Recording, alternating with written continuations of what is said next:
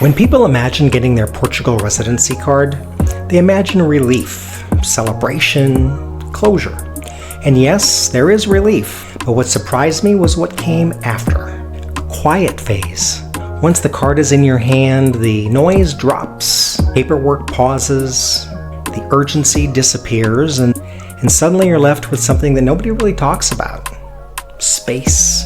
Space to actually live here. That quiet phase matters more than people realize, because this is where the move either stabilizes or it starts to feel a little bit shaky. In this phase, there are no deadlines pushing you forward, and there's no appointments to prepare for, there's no emails that you're waiting on, and for some people that silence can feel a little unsettling.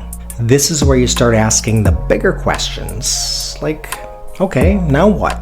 Now you're no longer moving to Portugal, you're actually living in Portugal. This is when habits form. This is when financial reality becomes clearer. This is when you start understanding how the culture actually works.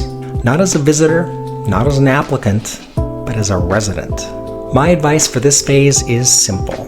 Don't rush to fill the silence. Let yourself settle, let routines form slowly, and notice how your days actually feel. Because this quiet phase, it's the foundation. And how you handle it will determine whether Portugal becomes a chapter or a home.